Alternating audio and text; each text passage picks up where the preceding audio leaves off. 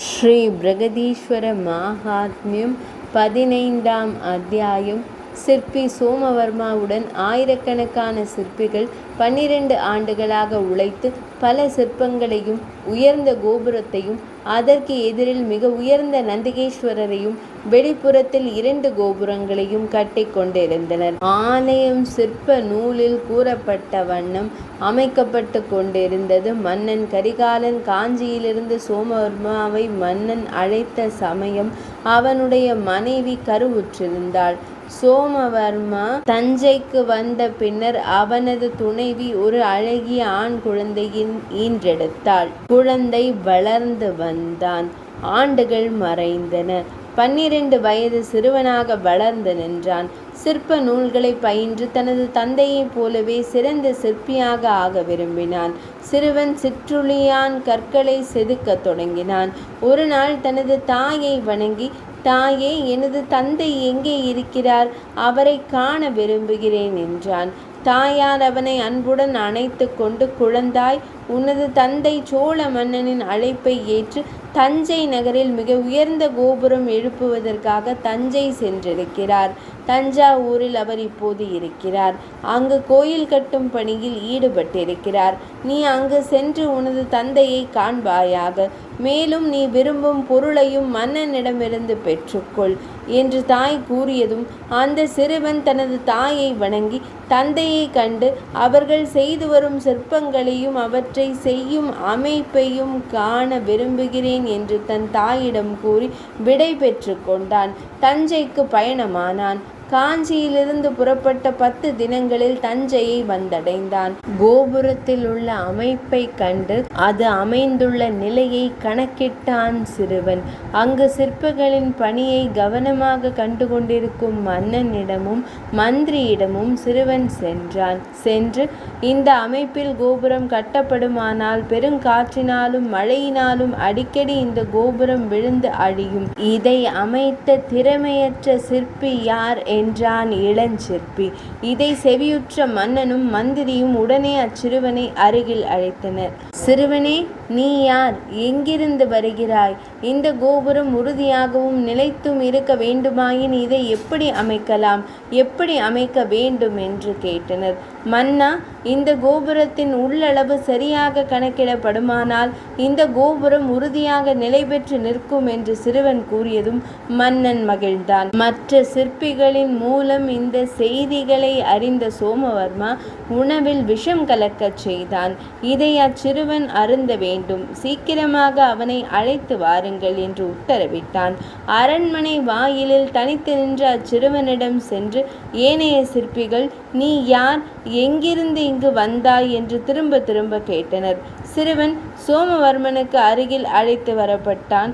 தன் அருகில் கொண்டு வரப்பட்ட சிறுவனை தலைமை சிற்பி சோமவர்மா கண்டான். முகத்தில் கலையின் பொலிவு, ஆண்மை நிறைந்த தோற்றம், சிற்றுளி பிடிக்க ஏற்ற கைகள், இடையில் ஆடையை கச்சமாக அணிந்திருக்கும் பாங்கு, இவற்றுடன் தோற்றமளிக்கும் சிறுவனை கண்டதும் பொங்கி எழுந்த சினத்தை உள்ளடக்கி கொண்டு, சிறுவனே, நீ யார்? எங்கிருந்து வருகிறாய்? இங்கு உணவருந்தி முதலில் ஓய்வு கொள் என்று கூறியதை கேட்ட சிறுவன் 2 கரங்களை குவித்து கொண்டு, ஐயா, அரசனுடைய கருவூலத்திலிருந்து பெரும் பொருள் செலவழித்து நிர்மாணிக்கும் இந்த நெடிதுயர்ந்த கோபுரம் நீண்ட ஆண்டுகள் நிலைத்து நிற்காது என்றான். இதை கேட்ட சோமவர்மன், அப்படியா? இந்த கோபுரம் நீண்ட காலம் நிலைத்திருக்க நான் என்ன செய்ய வேண்டும்? உன்னை பார்த்தால் சிறுவனாக தோற்றமளிக்கிறாய். ஆனால் நீ சிற்ப நூலை நன்குணர்ந்து இருக்கிறாய் போலும். நானே மிகவும் உடல் தளர்ந்துள்ள மூப்பாளன். உண்மையில் எனக்கு விரல் பிரமாண அளவு கூட தெரியவில்லை. நீ எனக்கு கற்றுக் கொடுப்பாயா என்றான் பரிகாசமாக. இதனை செவியுற்ற சிறுவன், ஐயா, தங்களுக்கும் எனக்கும் இச்செய்தி தெரியும். ஆயினும் கூறுகிறேன். கோபுரத்தின் உள்ளளவாக கொண்டு கணக்கிடப்படல் வேண்டும். சுற்றளவு 20 விரலுக்கு உட்படாத அளவாக கொண்டு இது பற்றிய அளவு முறையை சிற்ப நூலில் கண்டு கொள்க. அமைக்கப்படுமானால் பல்லாண்டுகள் நிலைத்து நிற்கும். மன்னனின் முயற்சி முயற்சியும் வெற்றியடையும். அவனுக்கு உதவினால் எம்பெருமான் மகிழ்வார். எனக்கும் கைலாசவாசம் கிடைக்கும் என்பதால் நான் இதை கூறினேன் என்றான் சிறுவன். இதை கேட்டதும் சோமவர்மா சிற்பிகளை அழைத்தான். சிறுவனையும் சேர்த்து கொண்டு ஒரு குழுவாக அமர்ந்து கணக்கிட்டனர். கணக்கிட்டு இறுதி வடிவம் கொடுக்கப்பட்டு மீண்டும் பணி தொடங்கப்பட்டது. நூல் கொண்டு அளந்தனர். சூத முனிவர் கூறினார், சிவபக்தியில் ஈடுபட்ட ஒரு வயதான மூதாட்டி ஆலய திருப்பணியில் ஈடுபட்டுள்ள சிற்பிகளுக்கு உணவு, தாம்பூலம், தண்ணீர் போன்றவைகளை கொடுத்து 12 ஆண்டு காலமாக உபசரித்து வந்தாள். ஒரு நாள் அந்த மூதாட்டி, என்னிடம் ஒரு கருங்கல் இருக்கிறது, இதையும் அந்த சிவ கைங்கரியத்தில் முறைப்படி சேர்த்து விடுங்கள் என்று சிற்பிகளிடம் கேட்டுக்கொண்டாள். அந்த மூதாட்டியின் விருப்பத்தை அறிந்த சிற்பிகள் அந்த கருங்கல்லை அழகாக செதுக்கி நெடுதுயர்ந்த கோபுரத்தின் சிகரத்தில் மத்தியில் பொருத்தினர். அது சிவபெருமானின் தலையில் விளங்கும் சந்திரனை போல் விளங்கியது. பல சிற்பிகளால் 12 ஆண்டு காலம் இடைவிடா கடினமான உழைப்பில் பயனாக கோபுரம் கட்டி முடிக்கப்பட்டது. மன்னனும் ஹரதத்தரும் மகிழ்ந்தனர். மன்னனின் விருப்பப்படி 64 வகையான வியாபாரிகளை அழைத்து வர உத்தரவிட்டனர் அமைச்சர்கள். தஞ்சபுரீஸ்வரர் ஆலயத்தில் பாலாலயமாக வைத்து பூஜிக்கப்பட்ட பெருவுடையாரின் பானலிங்கத்தை தேரில் ஏற்றி வியாபாரிகள் வடம் பிடித்து இழுத்தனர். வாத்தியங்களின் மங்கள ஒளி, மறையோரின் மறையொலி, இசைவாணர்களின் இசையொளி ஆகிய பல்லொளிகளில் எழுப்பிய இன்பமயமான பேரொளி எழுந்தது. நடன மாதர் நடனமாடினர். மக்கள் பூமாரி பொழிந்தனர். பெருவுடையார் எழுந்தருளிவித்த திருத்தேர் ஊர்வலமாக பெருங்கோயிலை அடைந்தது. மிக உயர்ந்த சிறந்த கர்ப்ப கிரகத்தில் கருவறையில் சுப வேளையில் பெருவுடையாரை பொருத்தி அஷ்டபந்தனம் செய்தனர். கோபுரங்களையும் மண்டபங்களையும் கட்டினர். விநாயகர் சன்னதி, அம்மன் சன்னதி, சண்டேசர் சன்னதி, நடராஜ பெருமானுடைய சிற்றம்பல மண்டபம் முதலியன கட்டி முடிந்தன. முன்னொரு சமயம் ஒரு நாள் மன்னன் ஆலய நிர்மாணத்தை காண்பதற்காக தனிமையில் விஜயம் செய்தான். சிற்பிகள் தங்களது பணியில் ஈடுபட்டிருந்தனர். ஒவ்வொருவரும் தங்களையே மறந்து தங்களது கலையிலே மூழ்கி பணி செய்து கொண்டிருந்தனர். மன்னன் வந்ததை ஒருவரும் அறிந்திலர். பெரும் சிற்பிகளுக்கு உதவ பால சிற்பிகள் அவர்களுக்கு பின்னின்று கொண்டு பணிவிடை செய்வார்கள். அப்போது இளஞ்சிற்பி சோமவர்மாவின் மகன் தாம்பூலம் கேட்க பின்னால் நின்று கொண்டு அவனது கலையில் ஈடுபட்டிருந்த மன்னனே அவனுக்கு தாம்பூலத்தை மடித்து கொடுத்தான். மனம் நிறைந்து தாம்பூலத்தை சுவைத்த இளஞ்சிற்பி இவ்வளவு மனமும் சுவையும் உடைய தாம்பூலம் கொடுத்தவரை காண விரும்பினான். அங்கு மன்னன் நின்று கொண்டு தாம்பூலம் கொடுத்து கொண்டிருப்பதை கண்டு பயந்து நடுங்கி தன்னை மன்னிக்கும்படி வேண்டினான்.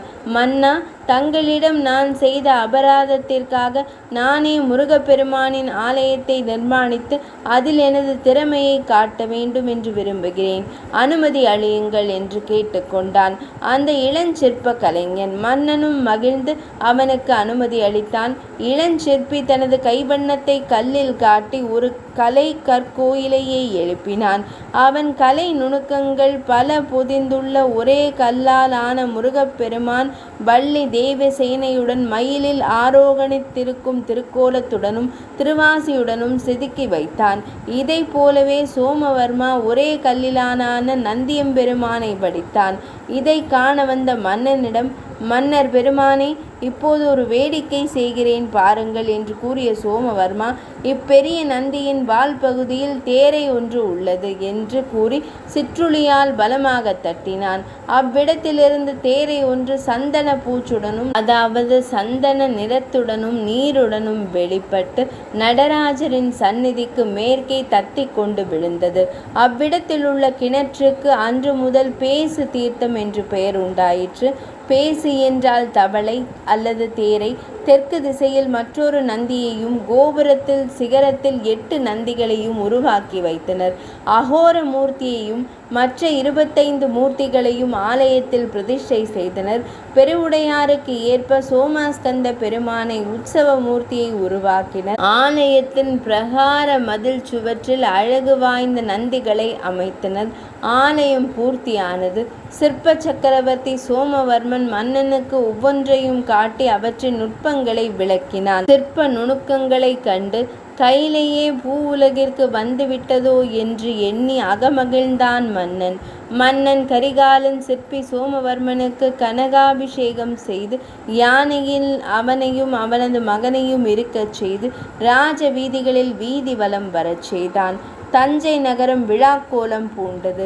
பலவகை வாத்தியங்கள் முழங்கின. அனைத்து சிற்பிகளுக்கும் கடகம், கேயூரம், மாலை, பட்டாடைகள் முதலியவற்றை கொடுத்து மரியாதை செய்தான் மன்னன். பெரும் பொருள் கொடுத்தான். அனைவருக்கும் சிறப்பான விருந்து படைத்தான். சோழபுரம் என்ற பெயரில் ஒரு பெருங்கிராமத்தை கலையின் பரிசாக இவர்களுக்கு அளித்தான். சிற்பிகள் மகிழ்ந்தனர். மன்னன் கொடுத்த பொருளை கொண்டு காவிரியின் வடகரையில் கைலாசநாதருக்கு இவர்கள் ஒரு பெருங்கோயிலை எடுத்தனர். தனது குருவான ஹரதத்தரை முன்னிட்டு கொண்டு தேசத்தின் பல இடங்களிலிருந்து சைவாகமத்தில் கரை கண்ட சிவாச்சாரியார்கள் அழைக்கப்பட்டனர். அவர்கள் கும்பாபிஷேகத்திற்கு தேவையான அனைத்து ஏற்பாடுகளையும் செய்தனர். மகுட ஆகம முறைப்படி லட்சக்கணக்கான வேதியர்கள் யாகசாலையில் உருவான யாக வேதிகையில் யாகம் செய்தனர். திருவையாற்றிலிருந்து வரவழைக்கப்பெற்ற சிவாச்சாரியார்கள் பெருவுடையாரின் பெருங்கோயிலுக்கு கும்பாபிஷேகம் அதாவது குடமுழுக்கு செய்து முறைப்படி எம்பெருமானை பூஜித்தனர். 15ஆம் அத்தியாயம் நிறைவடைந்தது.